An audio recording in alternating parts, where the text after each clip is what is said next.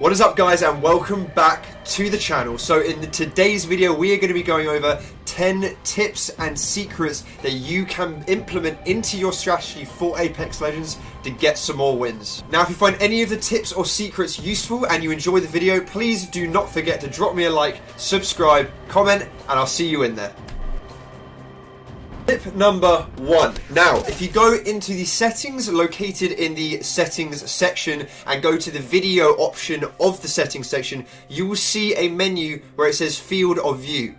Now, by default, this setting is put to 70. What I would do if I was you would change this to between 100 and 110. Now, the reason I would do this is because it broadens your entire viewpoint while you're actually playing the game. And the reason this is so important is because if you are actually able to see more of the map, more of your surroundings, then you're going to be able to spot enemies that you wouldn't have been able to before.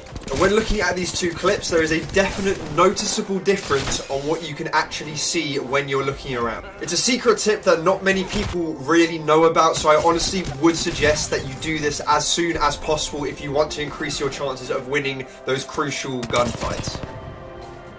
Now, secret tip number 2 is running up walls, but not just running up walls, peeking over them and hanging on the wall. Now, all you need to do is simply run at a wall, jump, hold your analog stick up, and you will start to climb. Now, there's quite a common fact and tip which a lot of people know about, but what a lot of people do not know about is the fact if you climb up to the top and then let go of the analog stick, you can actually hold on to the wall or obstacle you're on, and you can physically peek over to see who is there and what is going on. Now, why this is so crucial is before you enter a gunfight, you can survey your surroundings and figure out, one, where the best route is of entering a building or a gunfight to make sure you come out on top, but 2, it's making sure that you are in a position where you are not putting yourself into an instant death situation.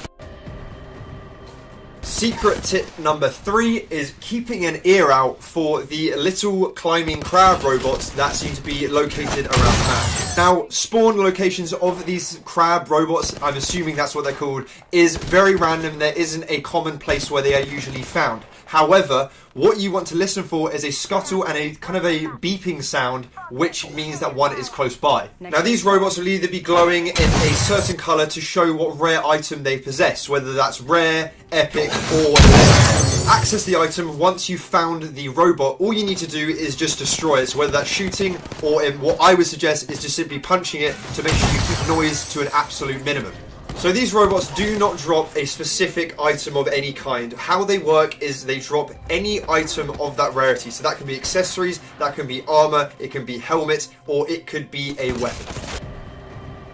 Secret tip number 4 is being aware of your Legend's passive perk. Now, what a passive perk is an advantage of using a Legend that none of the others can possess or ever will possess, which makes them unique. A couple of examples of this is Bangalore. When she starts getting shot at, you get a speed boost. With Wraith, if you're being aimed at, she physically speaks and says she's being aimed at. Pathfinder can hack into beacons located on top of buildings where you can actually see where the next storm or the end game storm will be, so you can be located within there before anyone else actually knows. Obviously, not knowing this information is putting yourself at a disadvantage because you're not completely utilizing your character's skills and abilities. So make sure before you enter your next game with your guys to make sure that you know your Legend's passive ability to make sure you're putting yourself in the most advantageous position. Now, tip number 5 is following on with the whole idea of perks. Gold weapons, armor, and loot in general all have a perk ability attached to them. Now, these perks are always giving you an advantage in a certain situation, and some benefit certain legends more than others. Now, an example of this is the gold helmet, which gives you faster tactical and faster ultimate abilities. Now, if you use this with Lifeline, obviously her special ability is a supply drop, which benefits the entire team. So make sure if you find a gold helmet, you are making sure that your Lifeline on your team is using that to make sure you call in as many supply drops as possible.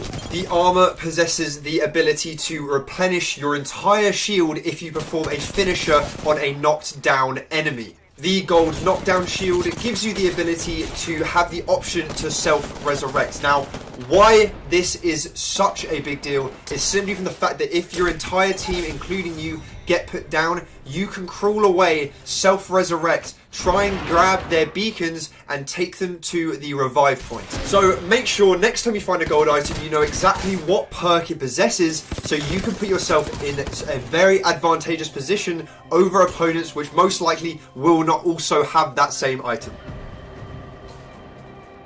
Tip number 6 is actually knowing that you can enter a doorway by blowing it up or kicking it down with a melee attack. Now, this doesn't mean you suddenly go Kung Fu Panda or Hong Kong Phooey on every single door you see. It's making sure that you do this in certain situations to make sure you're not just going to run into a corridor of an entire squad. Now, all you need to simply do is throw a grenade at a door to blow it up, or run, jump, and you can literally drop kick the door open to make sure that you enter it in a safer way. Now, the reason this is so important is if you know there is a squad on the other side of the door, you do not want to be running up to that door to try and get a visual point on them. If you can get behind some cover, throw in a grenade, blow that door up, you're going to expose that entire team and you can just rain hell on them with your gunfire.